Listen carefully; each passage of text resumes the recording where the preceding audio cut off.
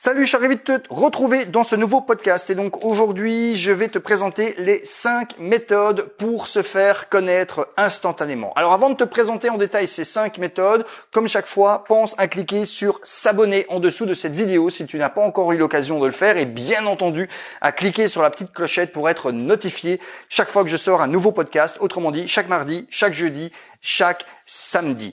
Et avant de poursuivre, quelque chose que je ne fais pas très souvent dans ces podcasts, parce que c'est vrai que je pars du principe que si tu écoutes ce podcast, c'est très certainement que tu me connais d'avant, mais je vais me représenter un petit peu, ça ne fait pas de tort. Donc je m'appelle Olivier Ranocha, je suis copywriter et webmarketeur. Je travaille, alors j'aime bien dire copywriter des millionnaires du web, puisque c'est vrai que j'ai l'occasion en tant que copywriter de travailler avec des très grands noms du web, comme Roger Lannoy, j'ai travaillé aussi avec Antoine Pétavin, j'ai travaillé aussi avec Tammy Kaba, j'ai travaille également encore pour le marché francophone de Deepak Chopra. Et puis à côté de ça, j'ai également des programmes de formation et des programmes d'accompagnement pour des personnes comme toi, entrepreneurs ou futurs entrepreneurs, coach, thérapeute, freelance ou futurs coach, thérapeute, freelance, qui veulent démarrer ou développer leur business de façon humaine et de façon bien entendu lucrative. Et donc comme je te le disais, aujourd'hui on va parler des 5 méthodes pour se faire connaître instantanément. Parce que voilà, tu as beau être quelqu'un de génial, tu as beau avoir un produit ou un service ou une idée qui est fantastique, si personne n'est au courant et si personne ne te connaît, tout simplement ça ne servira à rien car il n'y a jamais personne qui va venir vers toi. Et aujourd'hui, encore plus qu'il y a quelques années, réussir à se faire connaître, réussir à se faire un nom, tu connais cette expression, réussir à se faire un nom est devenu plus que vital. Alors il y a des tonnes et des tonnes de méthodes, il y a des tonnes et des tonnes de systèmes, etc. Je ne prétends pas ici t'apporter une liste exhaustive, je te parle en tout cas de 5 techniques que j'ai personnellement déjà eu l'occasion de tester et je sais que ces méthodes m'ont permis d'une manière ou d'une autre, mise bout à bout, pas de devenir une star de renommée internationale parce que c'est pas mon objectif, mais en tout cas de passer de parfait inconnu sur le web à quelqu'un dont on entend parler, quelqu'un qui reçoit des emails comme ça de personnes qui disent tiens Olivier, j'ai entendu parler de toi en tant que copywriter, justement j'ai un projet à lancer et j'aimerais bien que l'on bosse ensemble. Et c'est exactement ça le but aussi de la notoriété, c'est que finalement travailler sur sa notoriété, c'est un peu comme si tu travaillais sur une publicité qui serait active 7 jours sur 7, 24 heures sur 24, une publicité qui serait tout le temps dans la tête des gens. C'est-à-dire que travailler sur ta notoriété, c'est permettre à des personnes que tu ne connais ni d'Ève ni d'Adam, que tu ne sais peut-être pas trop d'où elles viennent, de te contacter parce que elles ont entendu parler de toi. Alors, quelles sont ces 5 méthodes que je te propose? La première méthode, c'est écrire un livre. Alors attention, je te rassure tout de suite, je te demande pas de devenir le futur ou la future J.K. Rowling ou le Stephen King ou d'accord, je te parle pas d'écrire un bouquin que tu vas devoir faire éditer, trouver une maison d'édition, non, mais écrire simplement un bouquin, ce qu'on appelle de la non-fiction, quelque chose de pratico-pratique, quelque chose qui répond à une problématique de ton audience et que tu vas auto-éditer et que tu vas mettre en ligne sur Amazon et ou sur ton site. Alors pourquoi c'est important un bouquin? Alors pas dans le but de faire de l'argent, tu gagnes pas ta vie ou c'est très difficile de gagner sa vie en tout cas et de bien gagner sa vie en vendant des bouquins. Le but n'est pas que ce bouquin te rapporte de l'argent. Le but encore une fois, c'est que ce bouquin te rapporte de la notoriété. Parce qu'il y a quelque chose de formidable, c'est qu'à partir du moment où tu peux dire moi je suis auteur, j'ai écrit tel livre, il y a une sorte d'aura qui va venir se mettre autour de toi. Et puis c'est quelque chose que tu vas pouvoir valoriser.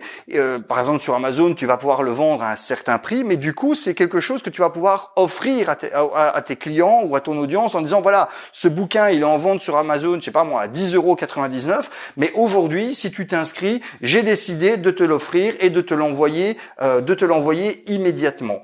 L'avantage aussi du bouquin, c'est que ça va te positionner dans une sorte de rôle d'expert. Et tu vas voir que la dernière méthode, et même d'ailleurs la deuxième méthode dont je vais te parler après et la cinquième méthode dont je vais te parler tout à l'heure, c'est un peu la même idée, c'est que ça va te positionner un petit peu dans un statut d'expert, de quelqu'un justement qui maîtrise son sujet et qui a surtout envie d'apporter de la valeur. Alors tu vas me dire oui mais c'est compliqué d'écrire un bouquin. En fait non, c'est pas si compliqué que ça. Pour deux raisons. La première, c'est que je te demande pas d'écrire un truc qui fait 300 pages, je dis même 200 pages, je dis même 100 pages. En fait, limite, j'ai envie de dire, on s'en fout du nombre de pages. Alors bien qu'il faut peut-être un nombre minimum, il faut pas que tu fasses un truc qui fasse 5 pages, parce que ça s'appelle un article de blog, mais il faut pas forcément, c'est pas, pour prendre une expression bien connue, c'est pas la taille qui compte. Ce qui compte, c'est la qualité du contenu que tu vas apporter et surtout le fait que ce soit pratico-pratique. Aujourd'hui, les gens sont pressés. Aujourd'hui, les gens n'ont plus le temps pour rien ou ne prennent plus le temps pour être précis. Du coup, ces gens-là vont être reconnaissants si un auteur, si quelqu'un qui s'y connaît dans un domaine arrive à condenser une partie de son expertise dans quelque chose de court, de pratique, de bien écrit, qui répond à une problématique plutôt que de faire de la divagation à tout va et d'écrire un truc de 200 pages qui aurait pu être résumé en 30 pages. Donc si tu arrives à être cette personne qui condense, eh bien, tu seras au contraire mieux vu. Il y a, alors je sais plus quel auteur disait ça, un auteur classique qui disait j'aurais bien voulu faire plus court mais je n'ai pas eu le temps. Parce que c'est vrai que parfois justement faire plus court ça peut demander plus de travail, de réflexion. Et le deuxième effet qui se coule en fait d'écrire un bouquin, et ça moi c'est quelque chose que j'ai remarqué quand je me suis mis justement à créer des formations ou à écrire du contenu pour apporter de la valeur, c'est que justement ça t'oblige à revoir tes connaissances, ça t'oblige à restructurer tes connaissances d'une manière différente pour réussir à l'exposer aux autres. Parce que savoir faire quelque chose, c'est un élément, c'est un niveau de connaissance, mais réussir à transmettre ce que l'on sait faire à d'autres personnes, ça demande un autre niveau d'expertise, donc ça te demande de restructurer tes idées. Et ça, c'est un deuxième effet qui se coule, puisque finalement, ça va faire de toi encore un meilleur expert. Donc ça, c'est une première chose que tu peux envisager si tu aimes bien écrire. Alors, si tu n'aimes pas du tout écrire, il y a une autre solution. C'est tout simplement, pourquoi pas, tu enregistres. Moi, c'est quelque chose aussi que j'ai commencé à faire. Alors, j'ai enregistré énormément de formations en audio. Eh bien, j'ai commencé à demander à quelqu'un de reprendre une partie de ces audios, de les retranscrire et de les réadapter pour les mettre au format de bouquin. Et donc, j'ai comme ça des petits bouquins qui font 20 pages, 25 pages, quelquefois 30 pages. C'est relativement court, qui sont en fait simplement une retranscription textuelle améliorée de ce que j'ai dit en audio. D'accord? Donc, ça ne me demande pas de travail. Et puis après, à la limite, tu demandes à quelqu'un de s'occuper de la mise en page, de mettre ça en forme pour en faire un joli e-book. Ça te coûte quasiment rien et surtout, ça ne te coûte pas de temps. Si vraiment, il y a une toute dernière option que je te conseille pas forcément, mais why not, c'est de trouver quelqu'un qui va écrire pour toi. Alors, ne sois pas honteux, crois-moi, il y a beaucoup d'entrepreneurs célèbres, peut-être certains que tu suis, qui sont passés par là, c'est-à-dire qui ont écrit entre guillemets des bouquins, en fait, qui les ont fait écrire par quelqu'un, et puis simplement, qui ont payé cette personne pour écrire ce bouquin, et qui font comme si c'était eux qui l'avaient écrit. Pourquoi pas? Mais ça, c'est vraiment une solution que je te conseille en tout dernier lieu. C'est vraiment pas exceptionnel. La deuxième méthode pour se faire connaître instantanément, c'est se faire interviewer. Se faire interviewer, parce que pareil, ça te donne une sorte de position d'expert. Alors, juste une petite note sur cette position d'expert. Loin de moi l'idée que tu deviennes une sorte d'expert un petit peu pompeux, comme ça, qui se la raconte, qui se met au-dessus des gens.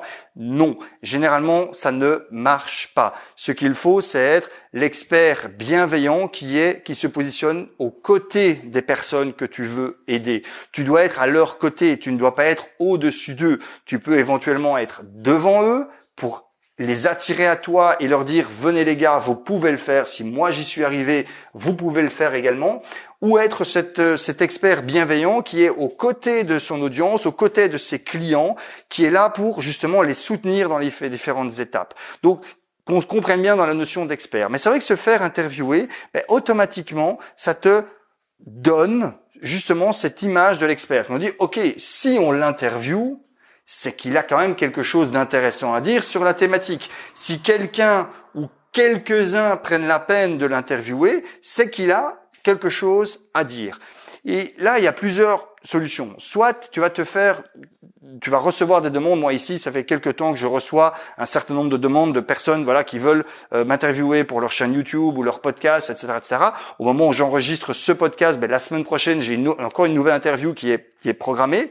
Parce que justement, elles vont commencer à entendre parler de toi et elles se disent, tiens, j'aime bien son humeur, j'aime bien son punch, j'aime bien son style, donc j'ai envie de l'interviewer. L'autre solution, c'est que tu peux, toi, faire une démarche un peu proactive. Donc, tu trouves des personnes qui groovent un petit peu sur une thématique similaire à la tienne, qui ont une audience qui pourrait être intéressante par rapport à toi, qui ne sont peut-être pas encore des géants, parce que sinon, ils seront un peu plus difficilement joignables, tu vois, qui démarrent gentiment et tu les contactes en disant, voilà, moi, aujourd'hui, j'ai ce sujet-là qui pourrait intéresser ton audience. Voilà un petit peu les choses que je pourrais apporter. Dame. Si ça t'intéresse, eh bien, ce qu'on peut faire, c'est une interview que tu pourras disposer comme ça sur ta chaîne. Et c'est un peu le même principe que à l'époque, alors ça se fait encore, mais à la grande époque des blogs où il y avait le principe de l'article invité. Puisqu'en fait, le propriétaire du blog, finalement, pour lui, c'est du pain béni.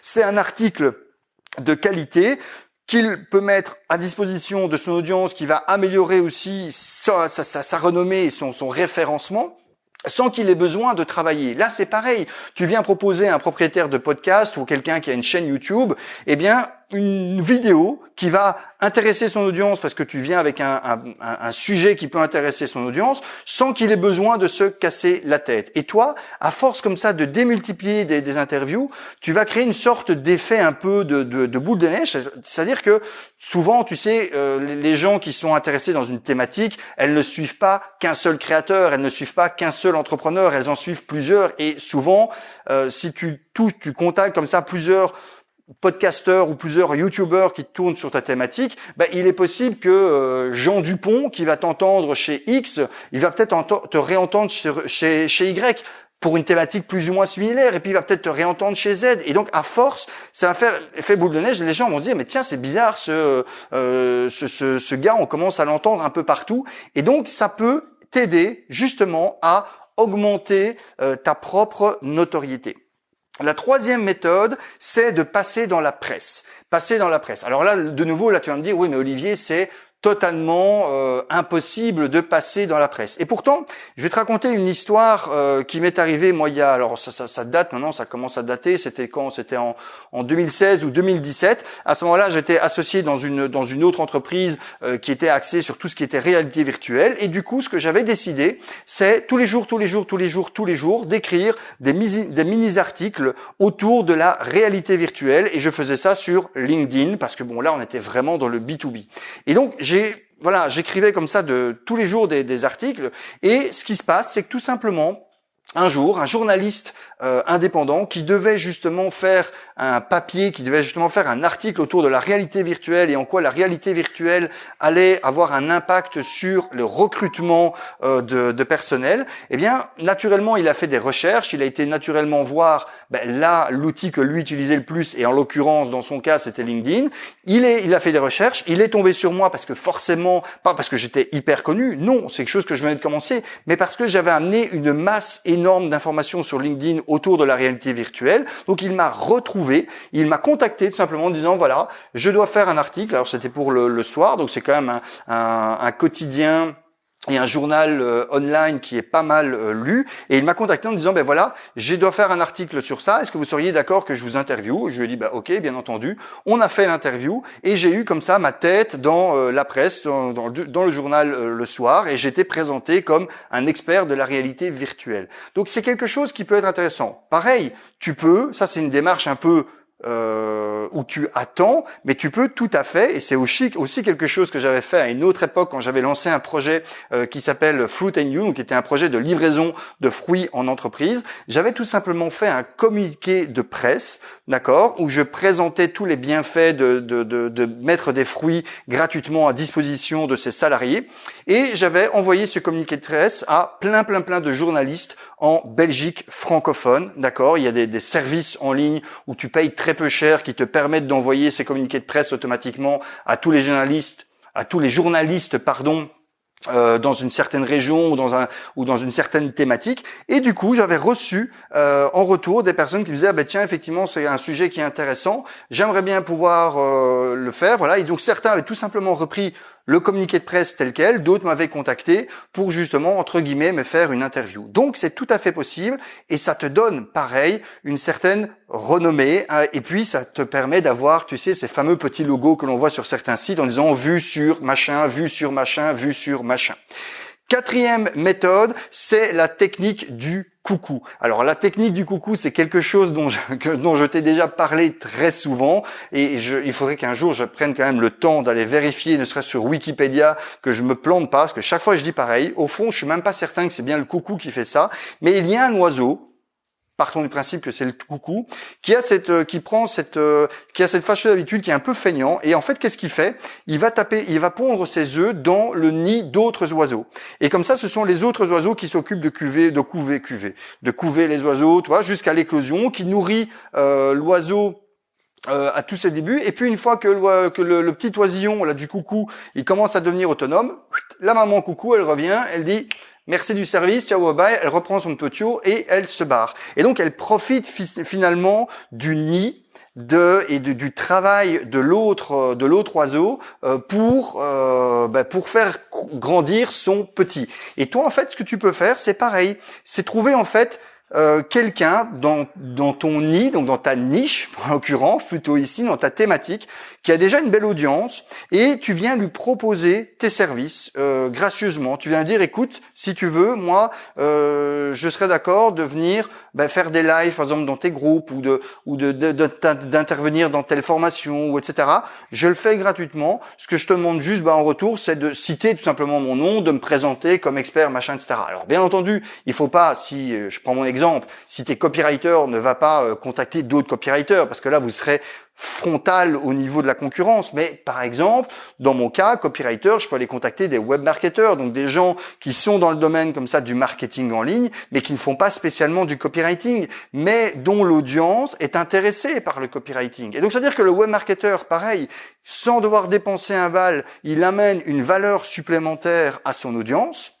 Ok, et toi en retour, tu bénéficies du retour de cette personne. Je l'ai fait, moi, tu le sais, si tu connais mon histoire, je l'ai fait avec grand plaisir et je le remercie d'ailleurs encore une fois et j'ai toute ma gratitude aussi vis-à-vis d'Antoine Pétavin qui m'a donné justement la possibilité avec son consentement de faire un petit peu cette technique du coucou. Je l'ai refait également il y a pas longtemps avec quelqu'un que j'apprécie au plus haut point, au plus haut niveau et avec qui je collabore d'ailleurs en tant que copywriter, donc qui est Roger Lanois, puisque j'ai eu l'occasion de faire un live, une masterclass en ligne sur son audience pour parler de copywriting. Et tout ça me permet, bien entendu, de récupérer de l'audience, de récupérer des personnes qui ne me connaissaient pas avant. La dernière méthode, c'est d'être speaker. Être speaker dans un événement en présentiel, là pour le coup. Alors ça pourrait être aussi dans une masterclass en ligne, mais ça peut être aussi intéressant de le faire vraiment sur scène, de monter sur scène. Et là, pareil, c'est quelque chose que j'ai eu l'occasion de faire. Oui, c'était déjà l'année passée, donc au dernier Web Entrepreneur D, organisé par Antoine Pétavin et Morgane Février, qui m'ont proposé de monter sur scène. Alors entre nous, ma prestation a été assez médiocre parce que j'étais stressé comme pas possible, mais il n'empêche que même si ma prestation était médiocre, ça m'a permis de me faire connaître auprès, alors je sais pas, il doit y avoir 200 personnes, je pense, plus ou moins dans la salle, des personnes qui sont venues me voir en disant, oui, j'avais déjà plus ou moins entendu parler de toi, mais c'était top, franchement, merci, etc. Et des personnes qui m'ont, qui ont entendu mon nom, et ça veut dire, et ça va me permettre de boucler la boucle. Tout ça, en fait, ça te permet quoi? Tout ça, ça permet de faire en sorte que le jour où tu vas faire des offres, ou le jour où tu vas faire des publicités, mais plutôt d'un point de vue conversion, pour essayer de faire passer les gens à l'action, plus tu vas augmenter ta notoriété, plus tu vas avoir des réactions du genre, ah mais ouais, Olivier Renochard, ouais, j'ai déjà entendu parler, ça me dit quelque chose, je l'ai déjà vu passer là, ou j'ai déjà vu une intervention de sa part chez lui, ou j'ai déjà vu une interview, j'ai déjà entendu un podcast où il est intervenu, etc., etc. Donc ça te permet en fait de gonfler ta notoriété notoriété et donc de baisser la garde des personnes qui vont voir tes publicités. Tout simplement parce qu'il y aura déjà cette confiance, cette pré-confiance qui sera installée. En marketing, on appelle ça le pré-selling. Donc c'est-à-dire c'est toutes les actions qui a priori, ne sont pas des actions donc de direct marketing. Tu sais qu'il y a le direct marketing, c'est le marketing où en gros tu fais une action et tu veux pouvoir mesurer le retour quasiment immédiatement. D'accord ? Tu fais une page de vente, tu peux mesurer le taux de conversion de ta page de vente. Tu fais un email, tu sais mesurer le taux d'ouverture, le taux de clic de ton email. Ça, c'est du direct marketing. Mais il y a des actions qui sont plutôt de branding, de notoriété. C'est-à-dire ce sont des actions où, ok, tu sais peut-être pas forcément mesurer le retour direct, quoique, on va y revenir après, mais ce sont des actions qui te permettent de t'installer petit à petit dans la tête de plus en plus de personnes et donc faire cet acte de pré-selling, donc de pré-vente, faciliter le fait que quand tu vas faire des offres de direct marketing auprès de ce même public, auprès de cette même audience, te permettent de diminuer l'angoisse de l'inconnu que tu pourrais représenter auprès de cette audience parce qu'elles auront déjà entendu parler de toi et donc elles seront beaucoup plus à même de passer à l'action. Alors avant de conclure, je t'avais dit que j'allais revenir sur un point, c'est justement tiens, est-ce que notoriété, campagne de notoriété comme ça, de branding, est-ce qu'il peut pas y avoir un retour direct? Si, bien entendu, parce que moi je vais prendre mon exemple, même si j'ai pas encore énormément d'abonnés, tu le vois hein, sur ma chaîne YouTube au moment où j'enregistre ceci, je crois que je dois être à 450, 455, une histoire comme ça. Mais il n'empêche que avant de multiplier mes actions comme ça, un petit peu mes actions de notoriété, je n'étais qu'à 200 abonnés en fait sur ma chaîne YouTube. Donc j'ai fait un peu plus que 2 fois en finalement très peu de temps. Et donc je sais que si je continue, eh bien ça va aller toujours dans cette direction-là. Puis bien entendu, il y a d'autres choses qui peuvent se passer. Moi, j'ai décroché un très bon contrat simplement parce que ma notoriété a fait qu'une personne a entendu parler de moi en tant que copywriter, peut-être de la bouche de plusieurs personnes. Il avait un projet, un très beau projet à lancer. Il cherchait un copywriter. Il m'a contacté directement et en une semaine, l'histoire était bouclée. Si je n'avais pas travaillé sur cette notoriété, eh bien, je n'aurais pas eu ce contrat où j'ai des personnes qui s'inscrivent à ma liste email simplement parce qu'elles ont entendu parler de moi auprès, par exemple, de Roger Lannoy ou d'autres personnes, et donc qui viennent voir qui je suis et qui s'inscrivent sur ma liste. Donc, malgré tout, ces campagnes de notoriété peuvent t'amener un résultat direct, mais ce n'est pas forcément l'objectif que tu dois viser. Voilà, je vais te laisser sur ça aujourd'hui. Comme chaque fois, je te propose de mettre un like ou un dislike, de me laisser un petit commentaire, ça me ferait extrêmement plaisir. Et pense à cliquer également sur le lien qui est dans la description de ce podcast pour récupérer le cadeau, c'est gratuit, c'est offert, que je te propose. Je te souhaite une excellente journée et je te dis à très bientôt pour le prochain podcast. Ciao!